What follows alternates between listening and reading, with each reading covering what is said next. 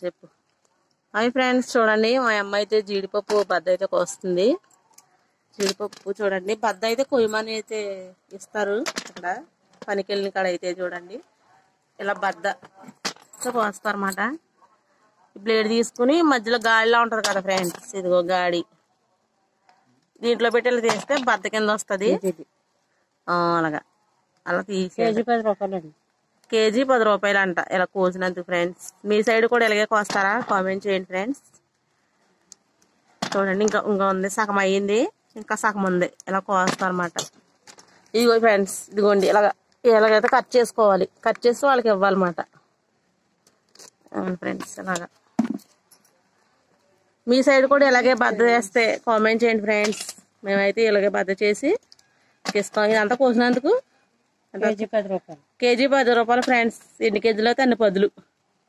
20 KG. 20 కేజీలు. 20 కేజీలు అయితే 150. 150 వస్తాయి ఫ్రెండ్స్. ఇలాగైతే చూడండి మా అమ్మ పనికి వెళ్ళిన కాడ అయితే తీసుకొచ్చింది మాట. ఇలాగ కోసుకోవచ్చు. మాకైతే వాన వచ్చేస్తుంది ఫ్రెండ్స్ మా ఇంటి దగ్గర. ఇది కరపెండలమమ్మ, చేమపెండలమా, చేమదుంపలు అంట ఫ్రెండ్స్. ఇదిగోండి చేమదుంప చెట్టు, పెద్ద ఆకులు వేసింది కదా చామదుంపలు. నాసుపత్రి, నాసు పువ్వులు చూడండి friends. Red, yellow, pink, white friends.